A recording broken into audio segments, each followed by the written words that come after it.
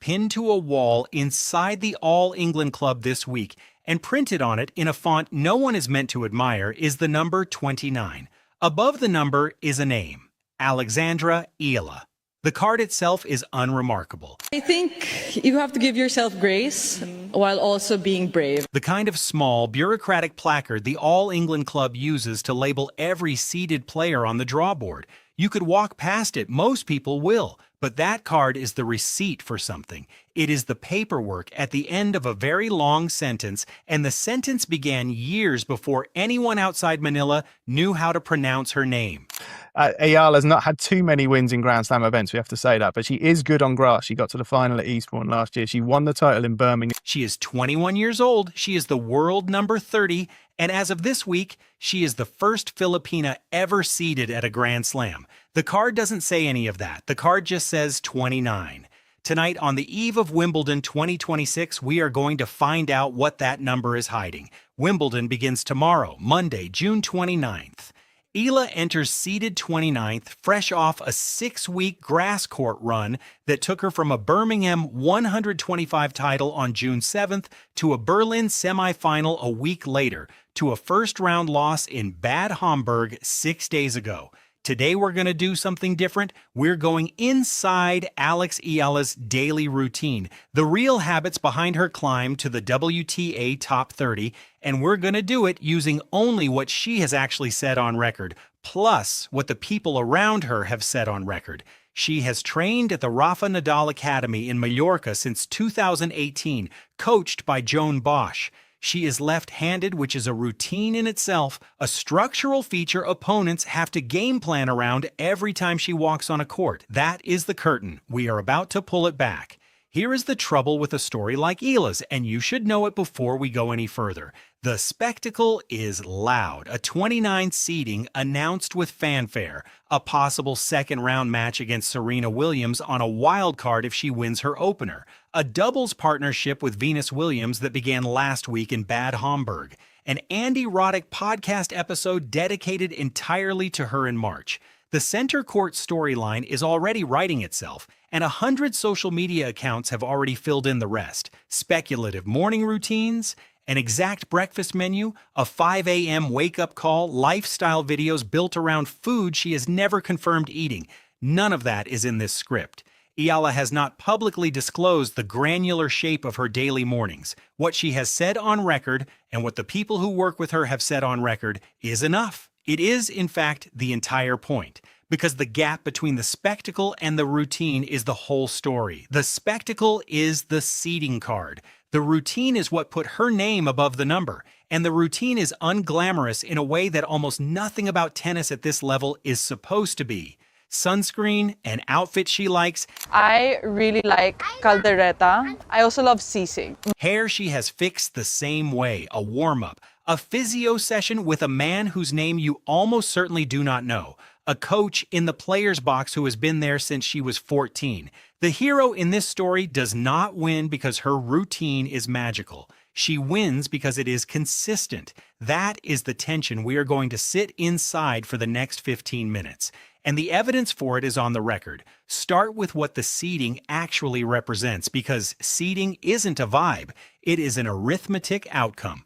As of this week, Eala sits at world number 30 on the WTA Tour, with 1,436 ranking points and a career high of 29 reached on March 16th of this year. Her 2026 record is 27 wins and 16 losses across singles play, with $852,858 in prize money earned so far this calendar year. Those are the receipts. The seeding is not a gift. It is the line at the bottom of a spreadsheet. But seeding tells you the score. It doesn't tell you how she got the points. The points came most recently from 1 week in Berlin.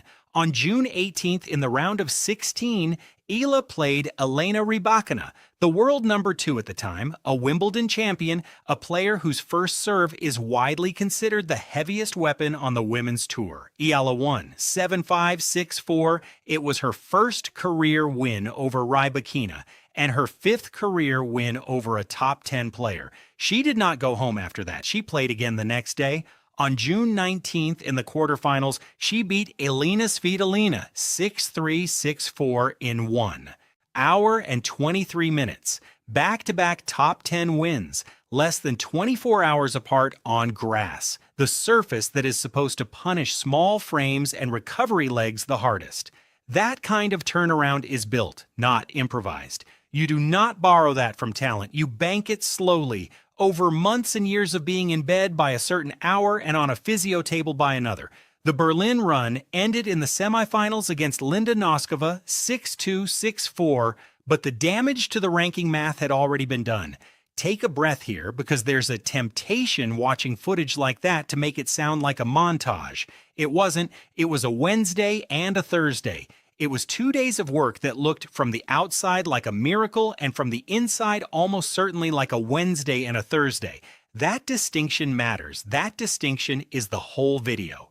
3 weeks earlier, on June 7th, Eala had won the Birmingham 125 final against Nikola Bartunkova, 5-7, 6-3, 7-5, 2 hours and 38 minutes, top seed, closing it out from a set down.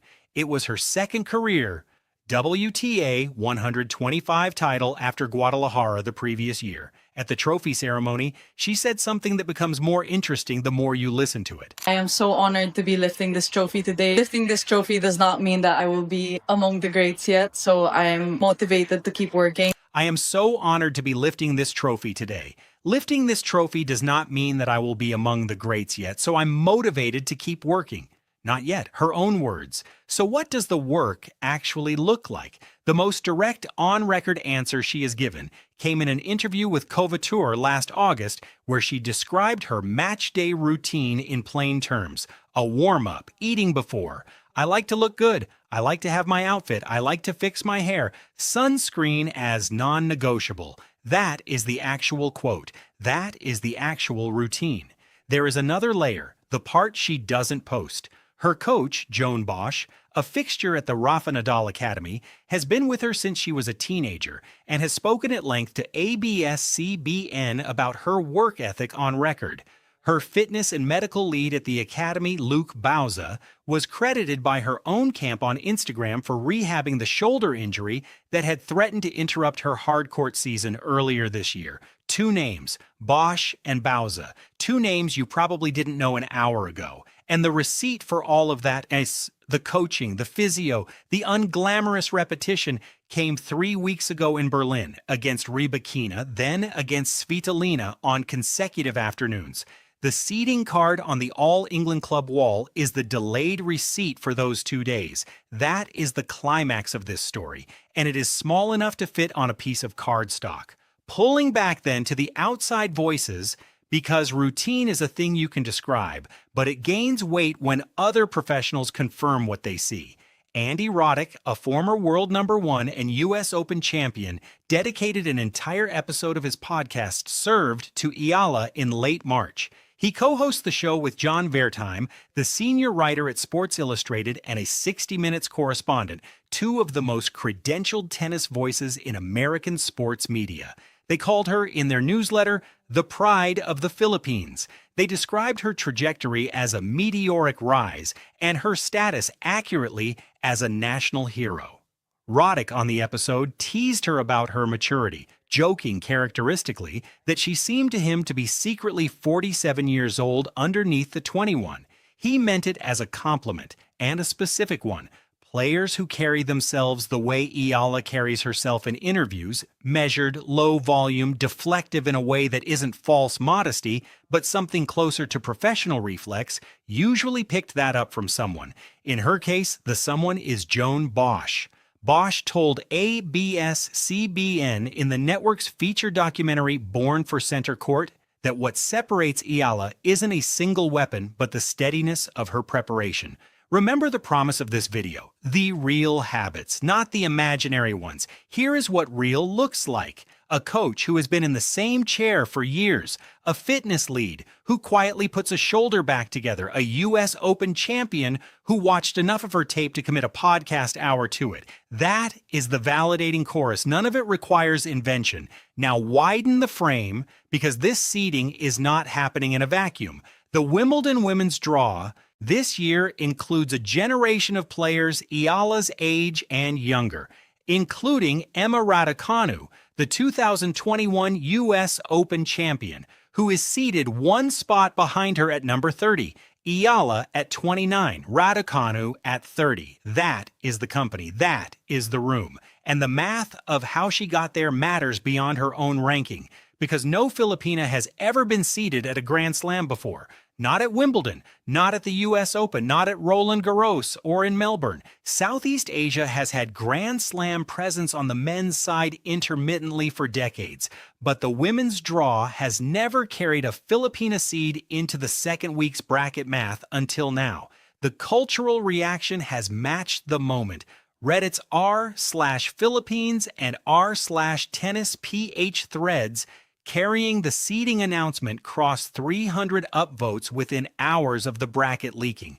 Filipino fan groups across Facebook have been circulating images of the draw all week. Some of those posts are speculative, fabricated morning routines, invented training schedules, and we are deliberately not citing them. But the underlying signal is real. A country that has for 2 decades watched its boxing and basketball icons carry its flag into global rooms is watching a 21-year-old left-handed tennis player carry it into one of the oldest rooms in the sport. Tomorrow she is drawn to face Renata Zarazua of Mexico in the first round, per the published draw. If she wins, the projected second-round match is against Serena Williams, who entered Wimbledon on a wild card. That is what seeding 29th in 2026 looks like in practice. A winnable opener and a generational name waiting on the other side of it. And then the part of the story that keeps it honest. 6 days ago in Bad Homburg, Eala played her first match after the Berlin semifinal high. She lost. Elise Mertens beat her 6-3, 6-3 in the first round. It was Mertens' third straight win over Eala in their head-to-head, including a Madrid second-round meeting earlier this spring. There was no dramatic narrative inside the loss. Mertens was simply the better player on the day, on a surface that favored her timing. Eala has not publicly addressed the Bad Homburg result. What she has done is enter the Wimbledon draw 6 days later anyway. That is the part of the routine that nobody photographs. Losing a match on a Tuesday and being on a practice court somewhere in southwest London by Friday. The routine does not make her invincible, it makes her repeatable. And repeatable, in this sport, is the closest thing to a superpower there is. So look at the room she is in now. A year ago, Alex Eala walked into Wimbledon as an unseeded wildcard hopeful with 3 junior Grand Slam titles on her resume and a ranking that did not yet warrant a placard on the All England Club wall. Tonight, on the eve of the 2026 tournament, she sits inside the seeded players' room at the same club, a 21-year-old number 29 with a Serena Williams second-round storyline in front of her if she wins her opener, a Venus Williams doubles partnership already on her schedule, an Andy Roddick podcast episode on her timeline, and the first Filipina seed in the history of the sport beside her name. The 2 men whose names you didn't know an hour ago, Joan Bosch and Luke Bauza, are credentialed into the players' box. 6 days ago, she lost 6-3, 6-3. Tomorrow she walks out to center court anyway. That is the routine, the sunscreen, the outfit, the hair, the warm-up, the repeat. It didn't make her famous, it made her seeded. That number is still on the wall, she is still under it. In her own words, from Birmingham 3 weeks ago, lifting this trophy does not mean that I will be among the greats yet, so I'm motivated to keep working. Not yet. Keep working. That's the routine. That's the climb to the top 30. And tomorrow on center court, that's the room she's in now. If you want to